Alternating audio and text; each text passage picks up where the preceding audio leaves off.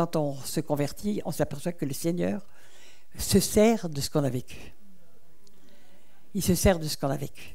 Donc, il nous a formés, même contre nous-mêmes, quelquefois, même dans les temps très difficiles où on ne le connaissait pas, il nous a mis dans une formation. Et on le voit, qui a de l'empathie pour, par exemple, des personnes qui ont eu un vécu complètement disloqué, sinon ceux qui ont eu une vie complètement disloquée. Il n'y a qu'eux qui sont capables de comprendre les autres. D'accord ? Quelquefois, le Seigneur nous fait vivre des choses pour qu'on ait le cœur changé et qu'on soit capable de comprendre ce que vivent des personnes qui sont dans la même situation. Amen. Alors, nous savons que nous sommes vraiment maintenant dans l'horloge d'Israël. Pour moi, ça a démarré le 7 octobre. C'est la fin du temps des nations et maintenant, c'est l'horloge d'Israël. Et nous allons voir paraître l'Antéchrist. Et nous savons ce qui va se passer.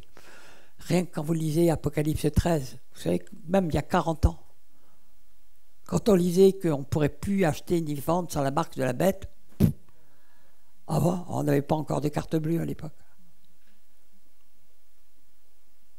Vous vous rendez compte un peu la rapidité à laquelle c'est passé ? Maintenant, on sait, avec les QR codes, les machins, on les débarque partout.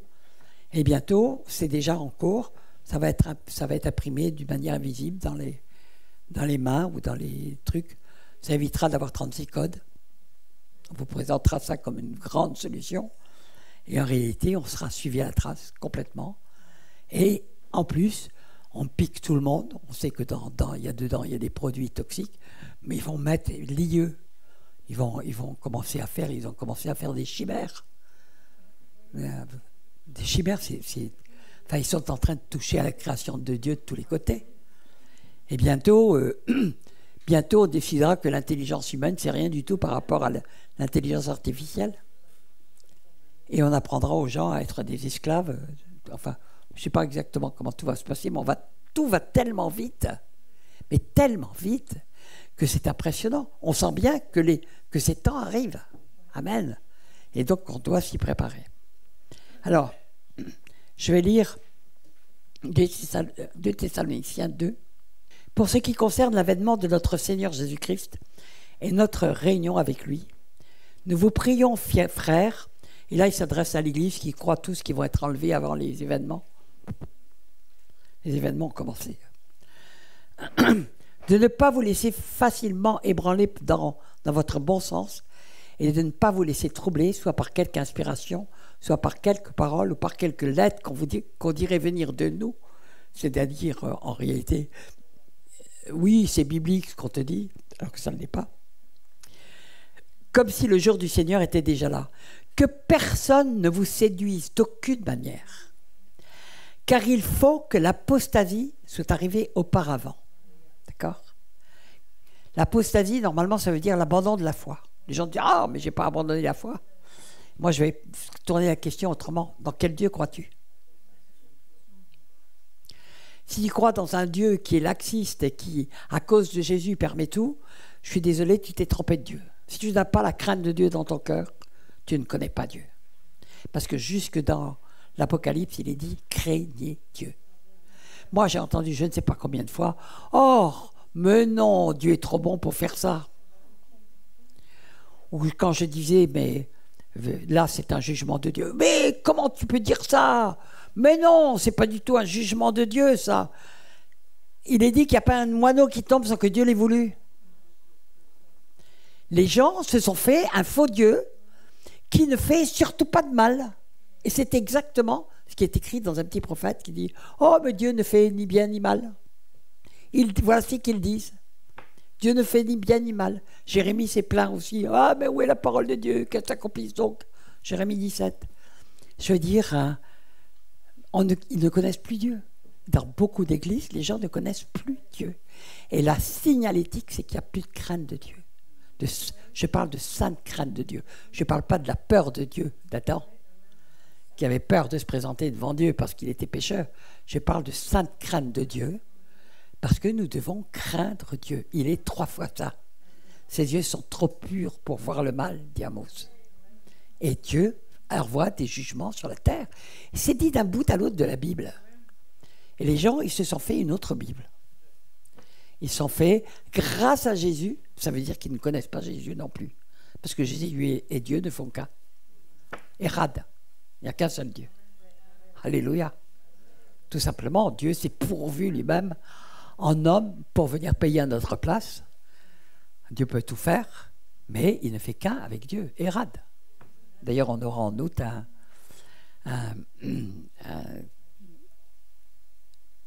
un orateur qui est un homme qui a écrit un livre qui s'appelle Érad. Je peux vous assurer qu'il décoiffe. Ça va décoiffer. Avec Jérôme Pina en plus, ça va décoiffer. Alléluia. Merci Seigneur de nous donner, de nous prêter des gens qui ont une connaissance. La connaissance augmente, hein, comme ça m'a été promis. Compréhension des Écritures augmente. Alléluia. Alors, il faut que l'apostasie soit arrivée. Le simple fait que l'on n'ait plus de crainte de Dieu dans le cœur. Parce qu'un jour, j'ai dit, mais Seigneur, je ne comprends pas, je ne te crains pas. J'étais déjà dans le ministère. J'étais converti depuis 5 ans, ou peut-être moins. Je dis, mais Seigneur, il y a quelque chose qui ne va pas là. Comment ça se fait que je ne te crains pas? C'est pas normal. Et je dis, Seigneur, qu'est-ce qui se passe? Je dis, Seigneur, si je ne te crains pas, c'est que je ne te connais pas. C'est que je ne te connais pas. Et j'ai prié le Seigneur, j'ai dit, Seigneur, moi je veux recevoir la crainte de Dieu que tu préconises dans la Bible, qui est la démonstration que l'on connaît, que l'on te connaît. Et le Seigneur m'a fait la grâce de me faire rencontrer en Martinique un pasteur qui avait une église qui était à 300 mètres de chez moi. Très, très drôle, ça c'est Dieu. Et quand je suis allé dans son église, j'ai vu qu'il y avait une sainte crainte de Dieu. Et là, le Seigneur a complètement changé mon regard et mon cœur. Et j'ai compris que, bien que j'étais dans une des meilleures églises de France, qui était considérée comme une des meilleures églises de France à l'époque, n'est-ce pas Yves, on y était ensemble, eh bien, nous n'avions pas la connaissance du véritable Dieu. Et d'ailleurs, il y avait la théologie du remplacement était là aussi, d'accord? Donc il y avait quand même des défaillances terribles, et il ne m'avait pas inculqué la crainte de Dieu, ok? Donc si nous n'avons pas la crainte de Dieu, ça prouve que l'apostasie est là. Et la crainte de Dieu, vous pouvez la chercher dans la plupart des églises, vous ne la trouverez pas. Dieu est bon, oui, Dieu est bon, mais sa bonté n'est pas la nôtre. Dieu est tellement saint qu'il ne peut pas avoir le mal. Et Dieu envoie des jugements. Dieu est lent à la colère, riche en bonté, mais il ne tient pas le coupable pour innocent, c'est écrit. D'accord? Et tout le long de la Bible, on voit que Dieu envoie des jugements, et là on rentre dans l'Apocalypse, et on voit bien qu'il y a des jugements, des décrets célestes qui sont écrits, qui vont se faire, qui viennent de Dieu. D'accord? Alors il est peut-être temps de se dire, si on ne craint pas Dieu, c'est qu'on ne le connaît pas. Ça, on est déjà dans l'apostasie, à ce stade-là. D'accord? Ben oui, si on ne connaît pas le véritable Dieu, bien sûr. Et qu'on ait vu paraître l'homme de péché, donc l'antéchrist. Il est certainement né, sans le moindre doute même, vu les événements, mais Dieu va le faire sortir quand il le voudra. D'accord? Le fils de la perdition, l'adversaire qui s'élève au-dessus de tout ce qu'on appelle Dieu et de ce qu'on adore, jusqu'à s'asseoir dans le temple de Dieu, se proclamant lui-même Dieu. Ok. Donc on le verra pratiquement tous d'entre nous. Il faudra juste savoir ouvrir les yeux et pas être pris dans la séduction. Parce que Matthieu 24, 24 nous dit que les séducteurs à la fin des temps seront tellement forts, tellement fortiches, disons, tellement malins, tellement trucs, qu'ils pourront détourner jusqu'aux élus. Ça veut dire que vraiment, il faut être déjà très, très vigilant pour... Et si on n'a pas la Bible et qu'on ne connaît pas bien la Bible, comment voulez-vous que le Saint-Esprit vous avertisse que ce n'est pas conforme aux Écritures, ce que vous entendez? Si vous n'avez pas l'amour des Écritures et de lire la Bible, ben, ça veut dire que c'est une lettre morte pour vous. Parce que Dieu parle par les Écritures. Dieu nous parle en direct. Dieu nous transforme. Dieu change notre cœur. Dieu change notre vision. Dieu nous annonce ce qui va se passer. Donc, celui qui connaît bien la Bible, il est surpris par rien parce que tout a été écrit. Tout a été... Je vous ai tout dit d'avance, a dit Jésus. Je vous ai averti d'avance, je vous ai tout dit d'avance. Donc, on n'a pas à s'étonner de ce qui va arriver puisque Dieu l'a fait. Et Dieu fait tout pour un but. Et son but est toujours d'en sauver un maximum. Même dans les jugements, Dieu permet des jugements pour que les gens se tournent vers lui.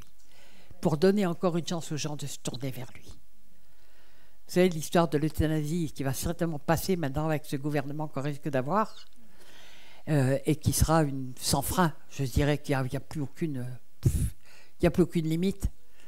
Mais de quoi s'agit-il? Ben oui, bien sûr, encore et toujours la mort, la mort, la mort, la mort, la mort, la mort. C'est toujours ça, toujours tuer, tuer, tuer. Mais ce qu'il y a de terrible, c'est que la plupart des gens, il y a énormément de gens qui se convertissent dans les derniers jours de leur vie. À cause même de la souffrance. Moi, le Seigneur m'avait donné une révélation par rapport aux 2 bandits de la croix. Les 2 avaient exactement la même condamnation que Jésus, d'accord ? Les 2, donc, devaient avoir fait pratiquement la même chose. Pourtant, l'un, à cause de sa souffrance, a eu la plus grande révélation qui soit, c'est-à-dire que celui qui était à côté de lui était innocent et qu'il était le roi des rois. Souviens-toi de moi quand tu viendras dans ton règne. Et l'autre, qu'est-ce qu'il a fait? Il a continué à se moquer de Dieu. À cause de sa souffrance même, il a continué à se moquer de Dieu. Et le Seigneur m'a montré que c'était toujours le choix que nous avions, nous. C'est-à-dire qu'à cause de la souffrance, on peut dresser, comme Adam ou comme Caïn, le poing de la colère contre Dieu, et puis on va tuer la personne qui est à notre portée. Ou bien on se convertit et on plie le genou devant le Seigneur Jésus. Nous avons toujours le choix entre les 2. Donc quand on enlève ce choix aux personnes qui vont mourir, eh bien on est sûr de les envoyer dans la géhenne s'ils ne se sont pas convertis avant. C'est un acte de Satan pour voler les saluts des gens. Il n'y a rien de tel que ça. Mais tu vas mourir dans la dignité. Bien sûr, tu vas mourir tellement dans la dignité que tu vas te retrouver en enfer. Mourir dans la dignité, c'est mourir dans le Seigneur. C'est pas mourir dans la dignité, c'est mourir dans la joie, pratiquement. Ce qui est vrai. Moi, j'ai amené mon beau-père à se convertir 4 jours avant sa mort. Et à cause de sa souffrance. Ma sœur avait voulu l'euthanasier par tous les moyens possibles et inimaginables, tout le week-end d'avant, avant qu'il donne sa vie au Seigneur. Donc, quand je parle de ça, je parle vraiment de ce que je connais. Parce que je l'ai vécu de très près dans ma famille. Et ma sœur croyait bien faire. Elle croyait qu'elle faisait ça par amour. Elle croyait qu'elle faisait ça par humanité. Elle croyait qu'elle faisait ça par amour. Non, c'est surtout qu'il ne supportait pas de voir la mort. Puis, l'âme ne connaissait pas. Mais moi, je priais. Depuis des mois. Et moi, il ne voulait même pas me parler parce que j'étais l'horrible de la famille. Vous vous rendez compte, une illuminée totale. Enfin bref, une folle. Mais j'ai gagné par la prière. Et en fait, c'est Jésus qui a gagné. Mais donc, je sais que d'enlever aux gens, c'est pas pour rien que Dieu permet que les gens se voient tout d'un coup sans force, que tout leur orgueil de vie s'en aille et qu'ils voient arriver le temps de la mort. C'est justement pour leur donner une chance de se convertir. Donc, vous voyez un petit peu tout ce qui se passe. Et qu'est-ce que fait l'Église pendant cela?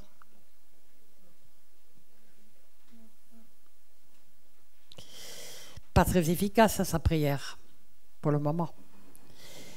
Alors, on continue avec ce passage. Ne vous souvenez pas de ce que je vous disais ces choses lorsque j'étais encore chez vous. Et maintenant, vous savez ce qui le retient. Alors, on va donc retient l'Antéchrist, dont on nous parle, afin qu'il ne paraisse qu'en son temps, car le mystère de l'iniquité agit déjà. C'est très important ce texte, surtout dans les temps actuels. Il faut seulement que celui qui le retient ait encore disparu. Et ça, c'est une phrase qui a été interprétée de mille et une manières. Beaucoup de gens ont dit c'est le Saint-Esprit qui va s'en aller. Non, si le Saint-Esprit s'en allait, c'est écrit dans Job, si Dieu retirait son esprit, toute chair périrait. Donc, c'est pas ça. On élimine déjà cette chose qui est dite tout le temps. Mais il y a quelque chose qui doit disparaître à la fin des temps.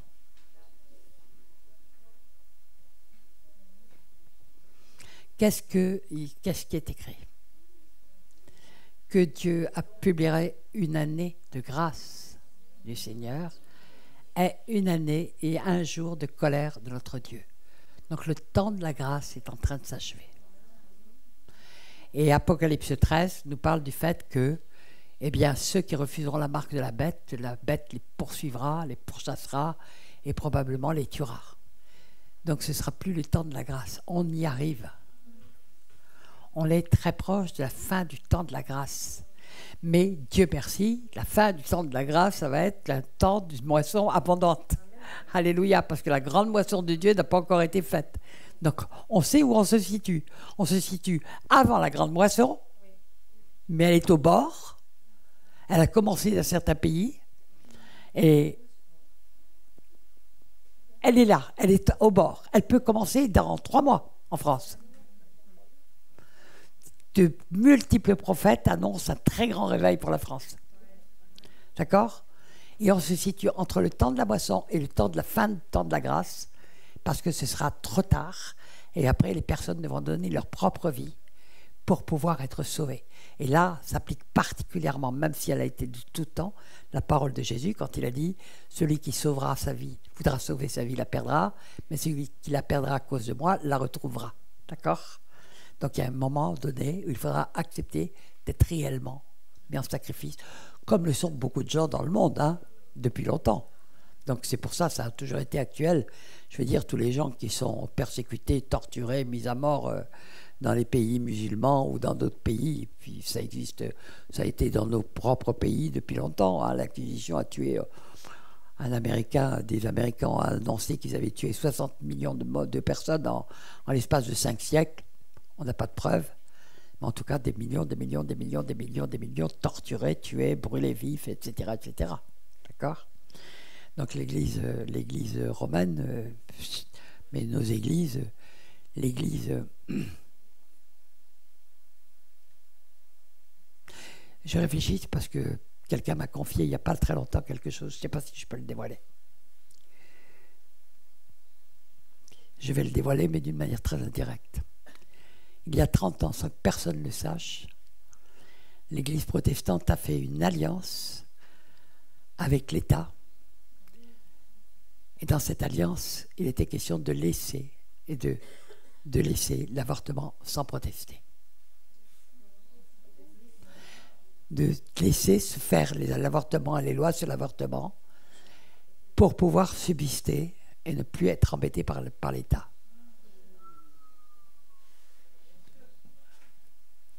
D'accord. Donc il faut savoir que toutes les églises sont complètement polluées, mais vraiment polluées. Le système ecclésial tel qu'il existe, il est vraiment pollué. Il n'est pas d'équerre du tout avec la parole de Dieu. Il a beau s'appeler sola scriptura, c'est pas vrai. Déjà tout le système, il est anti-biblique. Tout leur système est anti-biblique. Des églises qui sont qu'on appelle églises, des bâtiments avec un pasteur à la tête et c'est lui qui est la tête de l'église. Excusez-moi, tout est faux déjà et c'est calqué sur l'église catholique romaine, tout simplement. Point final. Ils ont repris exactement les mêmes choses. Et donc les résultats sont les mêmes. L'apostasie est rentrée de tous les côtés. Et puis maintenant, ils en viennent à marier les homosexuels. Puis, vous savez qu'une fois qu'on a ouvert les brèches, ça rentre de tous les côtés. OK? Mais bon, le Seigneur se lève une nouvelle église. J'ai souvent vu comme image que l'église, c'était comme une poupée gigogne. Dieu en fait une, puis quand elle est complètement pourrie, on sort une autre, puis on sort une autre, puis on sort une autre, puis on sort une autre. eh bien la gloire de la dernière maison sera plus grande que celle de la première. Alléluia. Et celle de la première, quand on lit les Actes des Apôtres, c'est un peu beau à vivre. Amen. Alors, je voudrais déjà montrer à combien notre Dieu est extraordinairement bon. Nous savons qu'à cause d'un seul homme, la terre a été maudite par Dieu. À cause d'un seul homme, la mort est rentrée dans le monde. À cause d'un seul homme, la maladie est rentrée dans le monde. À cause d'un seul homme, la mort a touché toute la création, tous les animaux, etc. À cause d'un seul homme. Mais à cause d'un seul homme, Dieu a sauvé tout le monde. Mais on l'a vu avec Noé, à cause d'un seul homme qui était un peu juste, Dieu a permis que l'humanité soit pas complètement ne disparaisse pas complètement. Alors on va regarder un petit peu ce que fait ah ben j'ai lu pardon non mais je l'avais lu. Bon. Et Genèse 9:9, il est dit: voici, j'établis mon alliance avec vous et avec votre postérité après vous, avec tous les êtres vivants qui sont avec vous, tant les oiseaux que le bétail. Nous nous souvenons qu'avant, dans le déluge, il a dit qu'il punissait de mort même tout le bétail, etc., tellement il avait été pollué par l'homme.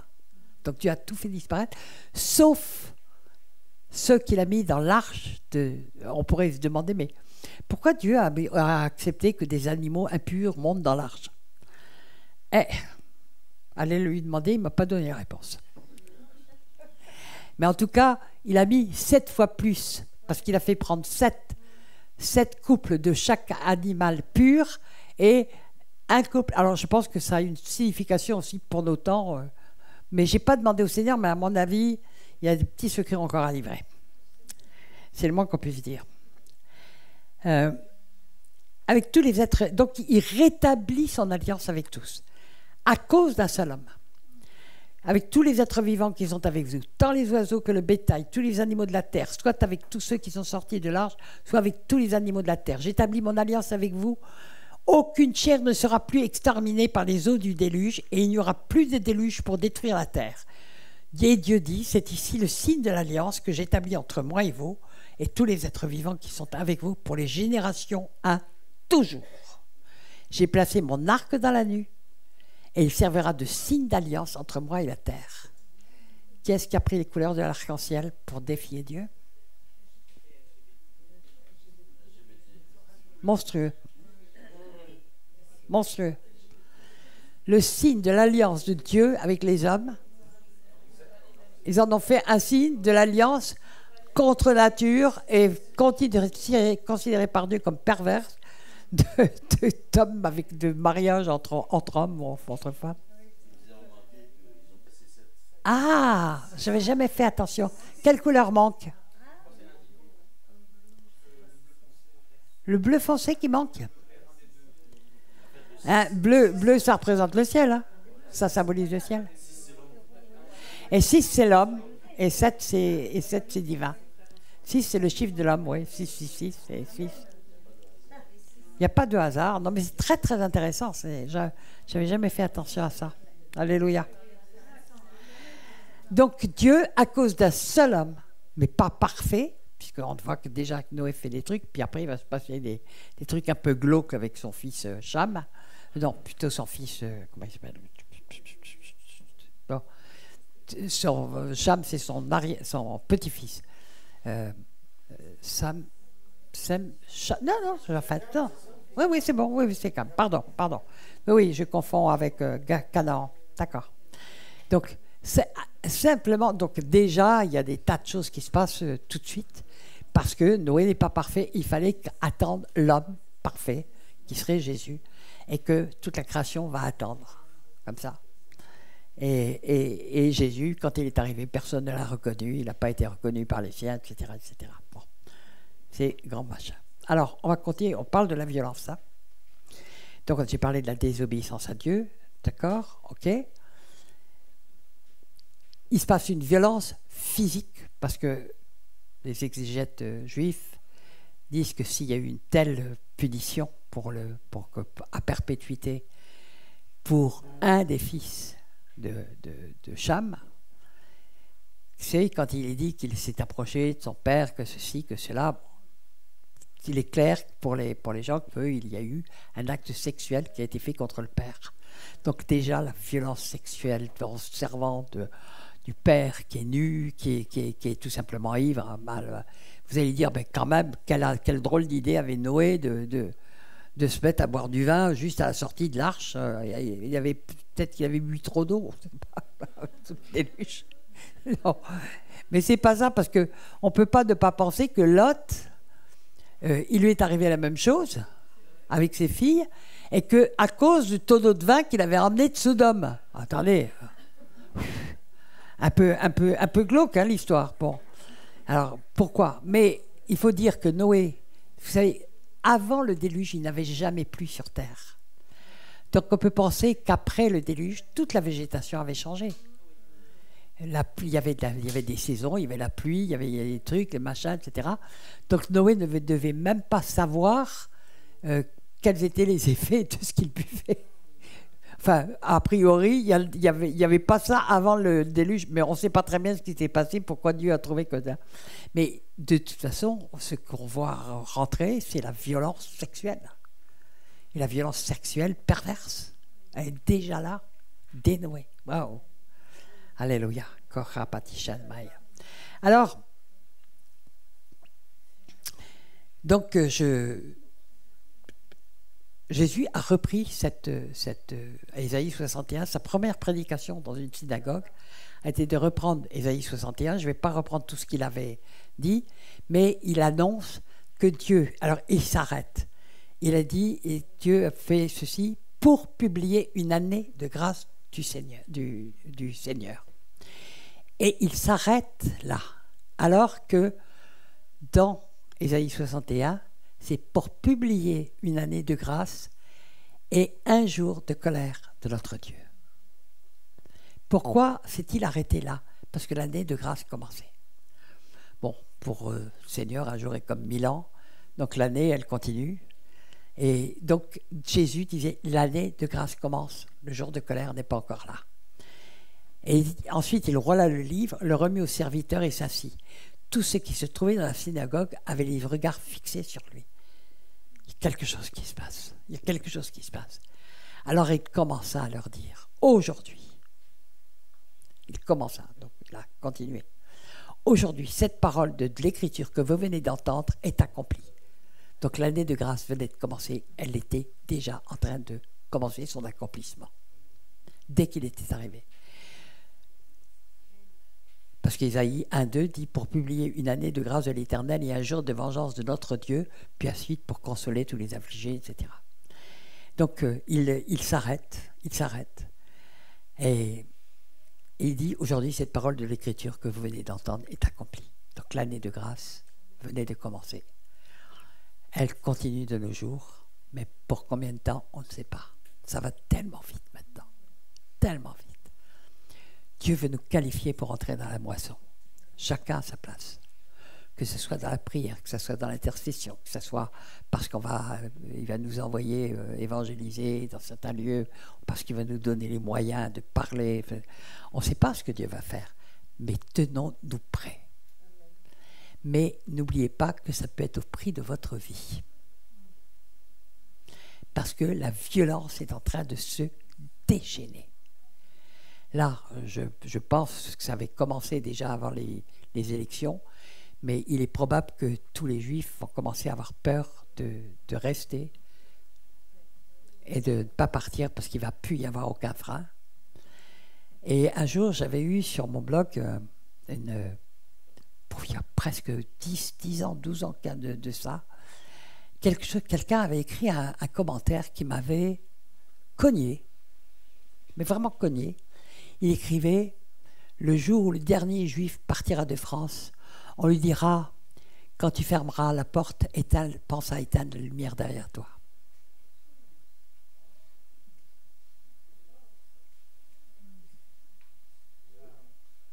Une lumière va s'éteindre. Une lumière va s'éteindre. Mais bien sûr. Mais j'expliquerai tout à l'heure, je pense que j'aurai l'occasion d'expliquer des choses aussi que nous devons comprendre pourquoi il y a une telle violence contre les Juifs. Mais je le ferai en raccourci parce que ça mériterait des heures et des heures et des heures. Mais simplement pour au moins une truc, mais que nous avons en commun si nous sommes greffés sur l'olivier franc. Et si nous sommes des témoins de Yeshua HaMashiach. Si nous sommes dans notre mission déjà de témoins, nous devons être des témoins. Vous serez mes témoins. À Jérusalem, en Samarie et jusque dans le monde entier, vous serez mes témoins. Si on n'est pas ces témoins, on n'est pas enfant de Dieu. On doit témoigner de Jésus-Christ, même par un sourire quelquefois, par un petit acte d'amour, par n'importe quoi. On doit témoigner de Jésus-Christ partout où on est. Pas pour rien que nous sommes mis là, nous sommes ses témoins, nous sommes ses ambassadeurs en même temps. Alléluia. Et Dieu nous a donné une responsabilité folle. Vous vous rendez compte, un homme juste, et Dieu fait que toute l'humanité n'est pas enfermée. Un homme, Jésus, vient, et le salut entre dans la terre. Amen. Un homme, je cherche un intercesseur, je cherche un homme qui se tient dans la brèche. Ce principe du faible reste, peu de petits hommes qui sauvent, on le retrouve un peu partout avec Gédéon, avec Jonathan, avec Josaphat, avec plein, tout le temps, ce principe. Dieu cherche des hommes et des femmes, bien sûr, qui marchent avec lui, qui vont marcher avec lui, qui vont apporter leur flambeau là où ils sont. Peu importe que ça soit dans notre famille, dans notre nation, jusqu'aux extrémités de la terre ou dans notre village, peu importe, le tout c'est d'être dans la mission que Dieu nous donne. Et nous rentrons dans un temps qui va être un temps de tribulation extrême. Il ne faut pas se leurrer. Beaucoup de prophètes ont annoncé qu'il y aurait peut-être pas une guerre civile en France à cause des élus qui intercèdent. Et on peut intercéder parce qu'une guerre civile, c'est horrible. Horrible. Moi, j'ai vu juste la fin de la guerre civile à Brazzaville. Je peux vous assurer que c'était l'horreur de voir la souffrance. Tout le monde avait perdu quelqu'un, les parents avaient perdu leur bébé, les gens s'entretuaient entre frères. C'était de la haine à l'état pur qui était là. Et quand le Seigneur m'avait envoyé la première fois, pas la première fois, non, la deuxième fois qu'il m'a envoyé là-bas, je venais du Cameroun et il m'a dit « prêche sur le pardon ». Et j'étais étonné en disant « mais ils ont certainement une prédication, prêche sur le pardon ». Et j'étais à Brazzaville, tout était cassé. C'était impressionnant, des ruines partout. Et quand j'ai commencé à prêcher sur le pardon, le Seigneur m'avait donné des passages. Et j'ai demandé aux gens, mais ce qui s'est produit était impressionnant. Parce qu'il y avait un tel degré de colère, de haine, de peur. C'était impressionnant. Et il y avait des gens d'un peu toutes les ethnies. Il y avait des gens du Nord, parce que c'était les gens du Nord contre les gens du Sud. Il y avait des gens du Nord et des gens du Sud, là-dedans, dans cette réunion à Brazzaville. C'était impressionnant ce qui s'est produit. C'était vraiment le temps que Dieu leur parle de ça. Et ils ont commencé à pardonner. Et là, j'ai vu littéralement ce que je n'ai jamais revu depuis. Il y avait 8000 personnes. J'ai vu la vague du Saint-Esprit qui est passée.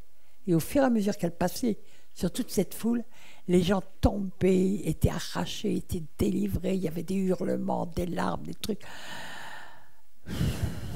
C'est des choses dont je me souviens encore. Parce qu'on ne voit pas ça 2 fois dans une vie. Hein. C'était impressionnant. Enfin, peut-être qu'on le verra. Mais c'est vraiment impressionnant, l'impact que ça avait eu. Donc, je continue. Donc, il y aura des gens qui vont prier et commencer à prier pour qu'il n'y ait pas de guerre civile en France. Parce que je peux vous garantir que c'est absolument l'horreur.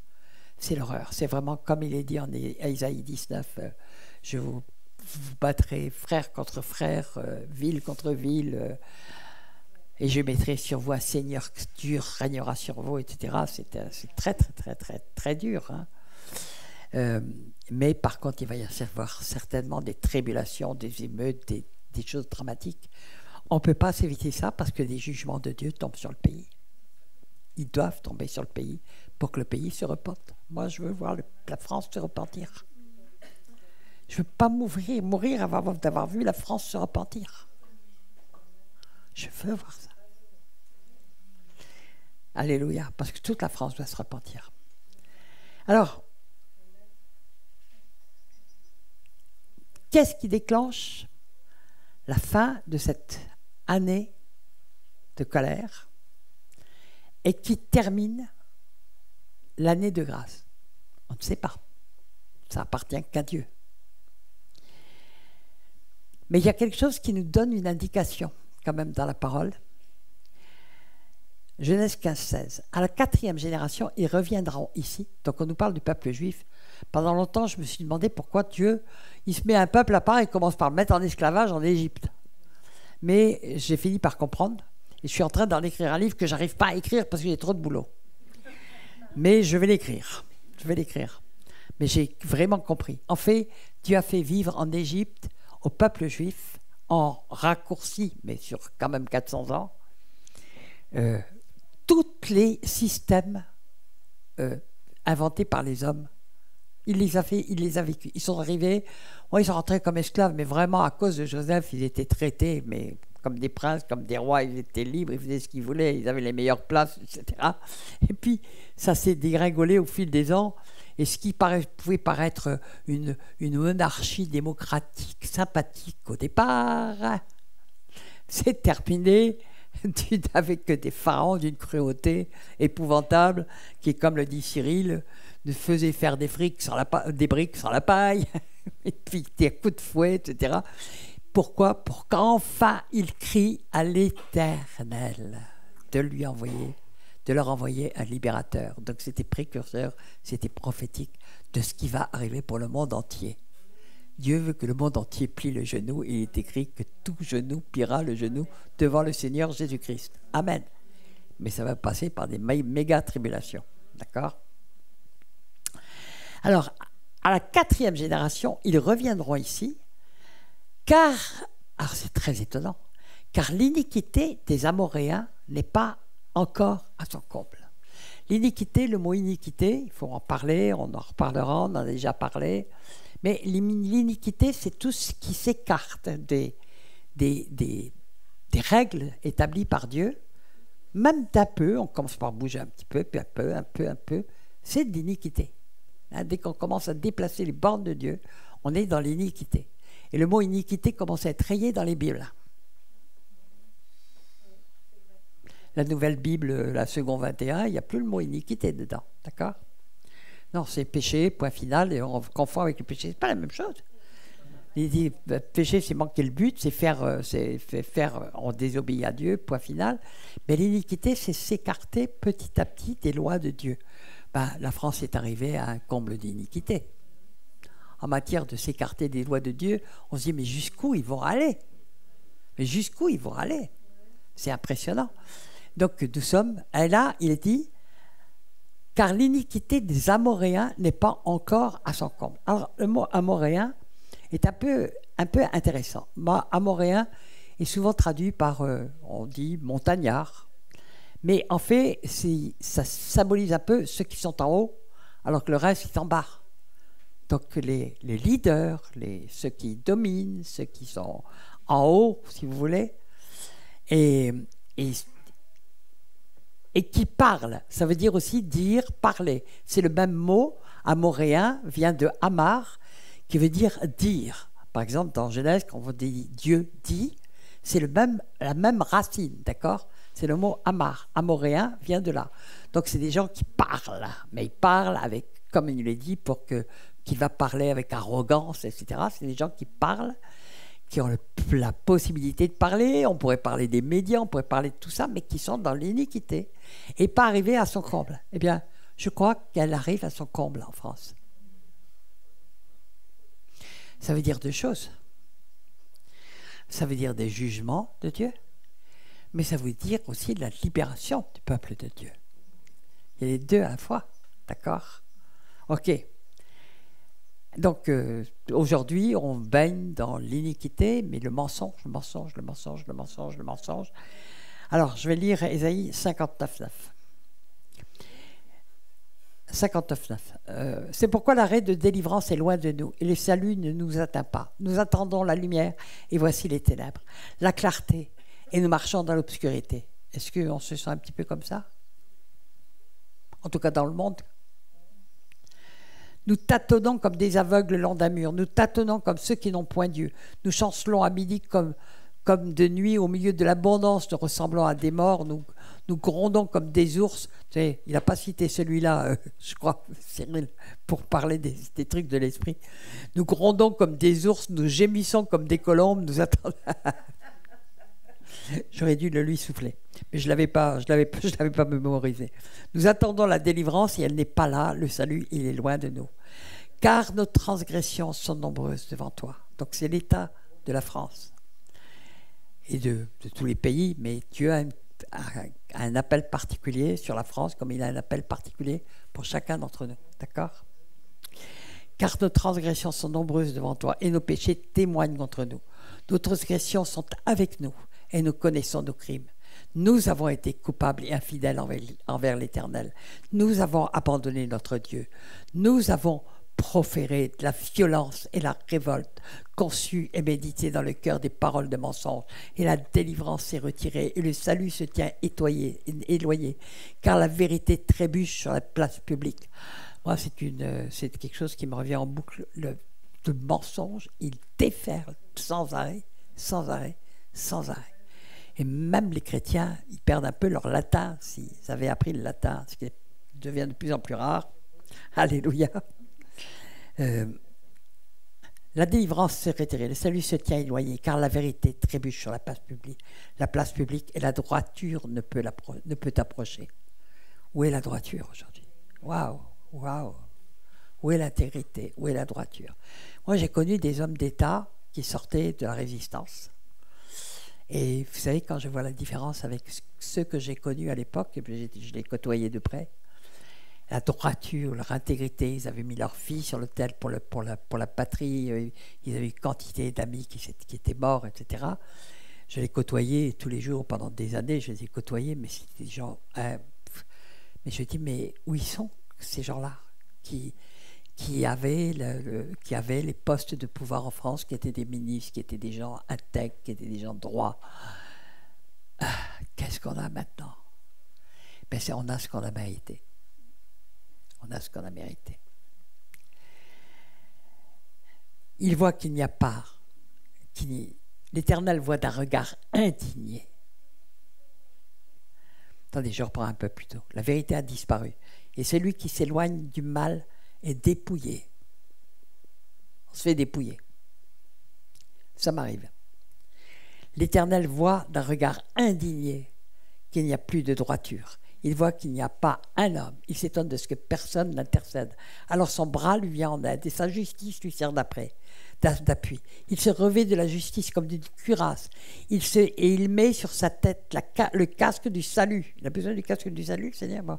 Il prend la vengeance pour vêtement et il se couvre de la jalousie comme d'un manteau. Il rendra à chacun selon ses œuvres la fureur de ses adversaires, la pareille à ses ennemis. Il la rendra pareille aux îles.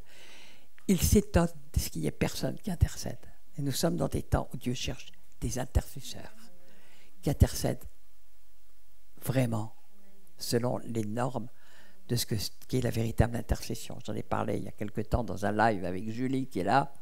Non, ce n'était pas avec toi, c'était avec un groupe allemand, oui, d'intercesseurs allemands. Mais vraiment, oui, mais il était vraiment, je sentais l'onction du Seigneur quand je l'ai fait. Et j'ai beaucoup de retours dessus. Donc, si vous avez envie d'un bon message, je crois que j'ai fait vraiment un bon message. J'en avais fait plusieurs, mais il était nettement mieux que tous ceux que j'avais fait avant. Je sentais l'onction de Dieu. C'était vraiment, vraiment fort. Et Dieu cherche des intercesseurs. On est dans des temps extrêmement difficiles. Le mensonge se déverse partout autour de nous. La perversion. On est arrivé à un stade de méchanceté. Écoutez, il y a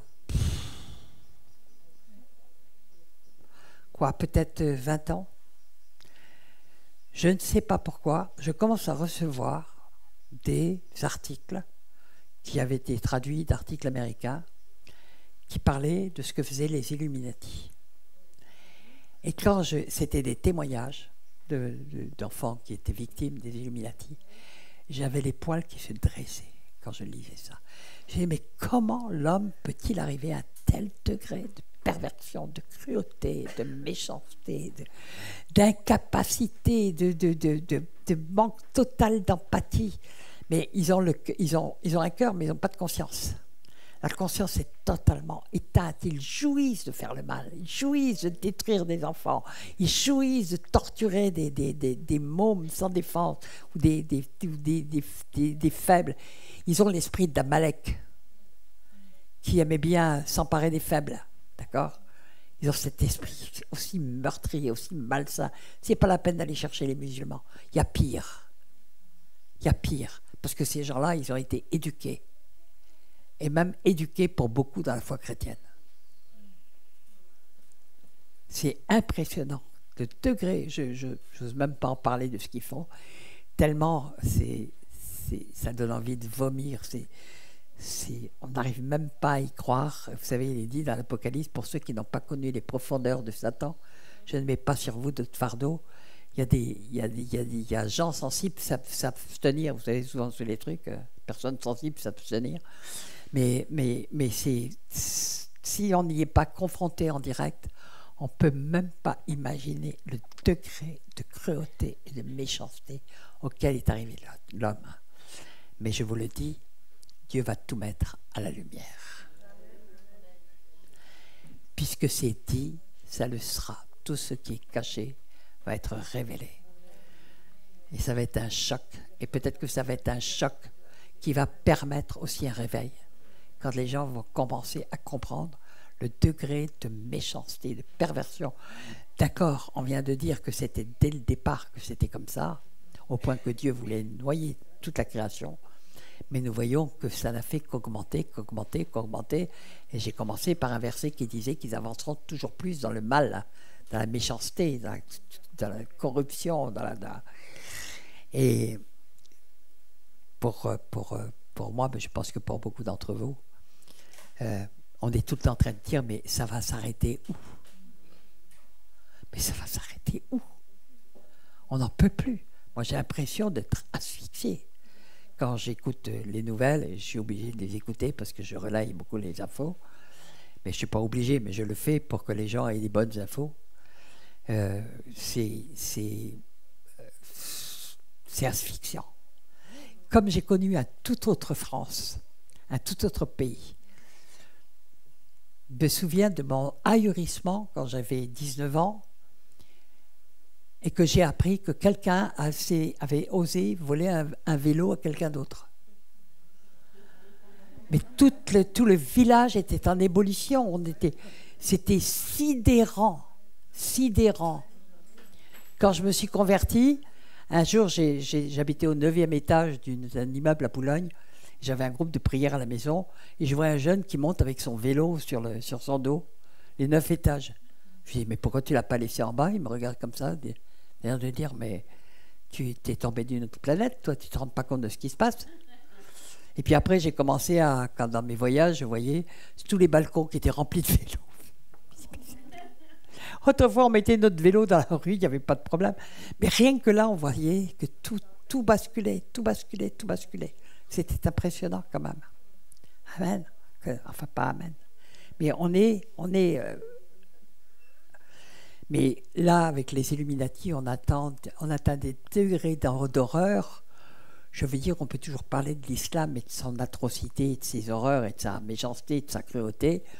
Mais je crois que la nôtre, là, elle est plus sophistiquée, elle est plus cachée, elle est encore plus ignoble. Elle est encore plus ignoble. Et moi, je trouve que l'air devient irrespirable en France. D'accord ? Et vous croyez que c'est respirable pour Dieu ? Donc il faut s'attendre à des grands jugements. Il faut nous y préparer parce que le Seigneur nous a fait plein de promesses et qu'il nous a choisis pour ce temps-là. Donc il a de bonnes raisons de le faire. Et nous devons être envoyés, d'être vraiment envoyés, équipés pour être préparés pour ces temps. Il y en a qui le sont, il y en a qui ne le sont pas. Il y en a qui disent tout le temps, mais j'attends d'être guéri, j'attends d'être délivré, j'attends. Non, pas la peine de ça pour servir Dieu. Parce que pendant qu'on est en chemin, Dieu s'occupe de nous. On s'occupe des affaires du royaume et le Seigneur s'occupe de nos affaires. C'est vrai ce que je vous dis. Hein. Moi, mon regard, je l'ai déjà raconté, mais je vais le rappeler parce que c'était important. En 2001, j'assistais à une pastorale qui était à Cergy-Pontoise. Et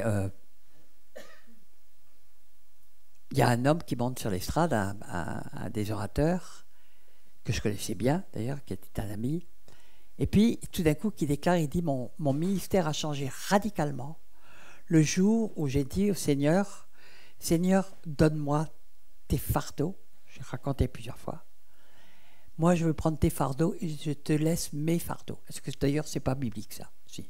En tout cas, pour les intercesseurs, prendre les fardeaux du cœur de Dieu et puis les laisser nos propres fardeaux. Au lieu de toujours dire, ah Seigneur, regarde ma situation, ma belle-sœur, mon beau-père, ma grand-mère, mon fils, mon machin, mon travail, moi, mon patron, moi.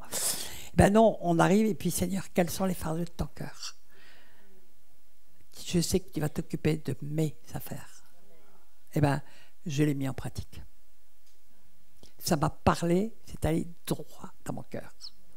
Quand il s'appelait Jean Buville, il est mort maintenant, mais quand il a dit ça, je me suis vraiment senti complètement concerné. J'ai dit, mais Seigneur, je veux la même chose. Je ne veux pas m'occuper de mes problèmes, je veux m'occuper de tes problèmes, de tes fardeaux.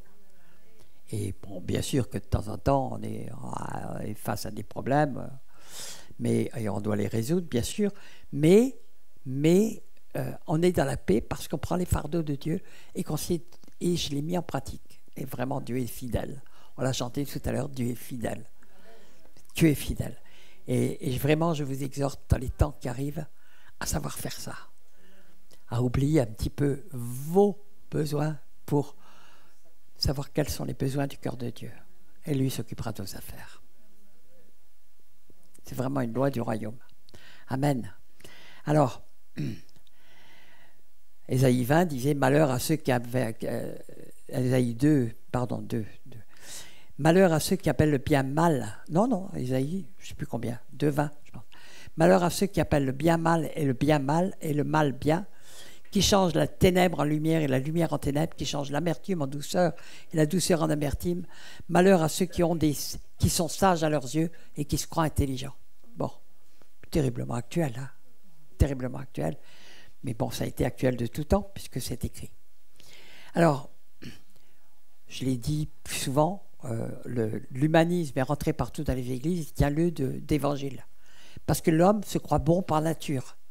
Est-ce que vous savez que toutes les bases de sciences comme la psychologie, la psychiatrie, etc., comme tout l'humanisme d'ailleurs, part du principe que l'homme est bon par nature. Le communisme part du principe que l'homme est bon par nature. D'accord? Et tout a été érigé sur ce fondement. Que l'homme était bon par nature, que c'est les événements qui transformaient les choses. Mais en réalité, l'homme, il est mauvais par nature parce qu'il a été a été créé à l'image d'Adam qui était séparé de Dieu, tout simplement. Voilà. Hein, les hommes actuels. Okay? Et il faut donc redevenir des enfants de Dieu pour changer de nature, pour trouver une nouvelle naissance, pour avoir un cœur nouveau et un esprit nouveau, comme l'avait prophétisé Jérémie. D'accord? Il faut ça. Alors, donc, même dans les églises, hein, l'humanisme tient lieu de trucs, on confond complètement l'humanisme et l'évangile, mais l'homme, il est mauvais par nature, et des trucs comme toutes ces sciences-là, qui sont des sciences qui ne sont pas du tout scientifiques, hein, on les appelle sciences, puisque c'est psychiatrie, psychanalyse, psychologie, logie, ça veut dire science, hein. Bon. Eh bien, c'est pas des sciences du tout, c'est basé sur des écrits d'hommes. Ben oui, les Lacan, les bateaux, il y a encore Lacan, il était un peu chrétien sur les bords, mais les Freud et compagnie, c'est des écoles, il y a des écoles selon les écrits d'hommes. C'est rien de scientifique, c'est des théories d'hommes, point final. Et donc, à partir du moment où tout est vicié par le bas, C'est-à-dire que l'homme, au lieu de reconnaître que l'homme est mauvais et qu'il a besoin d'un sauveur, et de reconnaître que c'est exactement ce que Satan avait dit à Ève, hein, mais vous connaîtrez le bien et le mal, vous serez comme des dieux. Wow. Bon, ok. Alors, je regarde l'heure. Oh, 10h30, je vais arrêter quand même vite. Alors l'homme se croit bon par nature, alors que Dieu dit que l'homme est tordu. Hein, Jérémie 17, maudit soit l'homme. Bon, il a fait les hommes droits, mais ils ont fait beaucoup de détours. Et ils naissent privés de la gloire de Dieu. Point final. Donc si on est privé de la gloire de Dieu, il n'y a pas de frein à la méchanceté. Il faut trouver une nouvelle naissance et une nouvelle nature. Voilà. Psaume 50, Dieu dit, verset 21, voilà ce que tu as fait, je me suis dit, tu t'es imaginé que je te ressemblais. Mais je vais te reprendre et tout te mettre sous tes yeux. Prenez-y donc garde, vous tous qui oubliez Dieu, de peur que je ne déchire sans que personne ne délivre. Ce n'est pas le Dieu Papa Nounours qu'on nous a présenté dans les églises. D'accord? Même les enfants. Psaume 58,4. Les méchants sont pervertis dès le sein maternel. Les menteurs s'égarent au sortir du ventre de leur mère. Wow.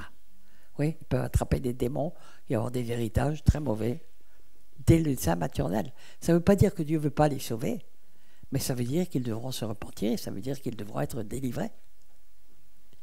Moi, j'ai vu des parents chrétiens qui chassaient les démons de leur bébé quand ils venaient de naître, hein, et puis qui coupaient le cordon ombilical spirituel pour qu'il n'y ait pas d'héritage. Mais moi, l'Église a un peu oublié ces principes. Alors, Matthieu 7, 11, Jésus parle. Si donc, il parle au peuple hébreu, la prunelle des yeux de Dieu. Si donc, méchant comme vous l'êtes, moi méchant, oh non, Dieu, tu ne me connais pas. Moi, je suis gentil, Seigneur, je suis gentil. Méchant comme vous l'êtes, vous savez donner de bonnes choses à vos enfants, à combien plus forte raison votre Père qui est dans les cieux donnera-t-il de bonnes choses à ceux qui lui demandent. Dieu est bon, quand même. Il est bon. Même méchant comme on est, il sait nous donner des bonnes choses, il sait nous faire donner des bonnes choses à nos enfants. Et je vais m'arrêter là-dessus. J'ai parlé du fait que l'homme avait vraiment besoin d'une nouvelle naissance, mais je vais m'arrêter dessus. Dieu parle à l'élite d'Israël, l'élite religieuse que tout le monde respecte d'une manière, waouh, et même tout le monde les craint. Et il leur parle d'une manière extrêmement douce. Race de vipères. Comment pourriez-vous dire de bonnes choses, méchants comme vous l'êtes? Car c'est de l'abondance du cœur que la bouche parle. L'homme bon tire des bonnes choses de son bon trésor et l'homme méchant tire des mauvaises choses de son mauvais trésor. Vous savez comment devenir bon? En tout cas, autant qu'on peut l'être. Ben, c'est de changer de royaume. Changer de pénate. Je vais m'arrêter ici pour ce soir, on va prier. Parce que nous apportons vraiment, je le disais déjà l'année dernière, mais je vois les temps s'approcher, et puis très très vite maintenant. Préparons-nous.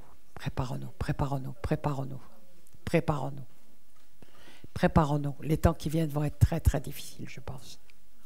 Extrêmement secouants, on aura besoin les uns des autres, vraiment. On a besoin de pouvoir faire les choses dans l'ordre de Dieu et d'être surtout des disciples de Christ pour suivre le Seigneur et lui obéir et être capable de lui obéir. Amen.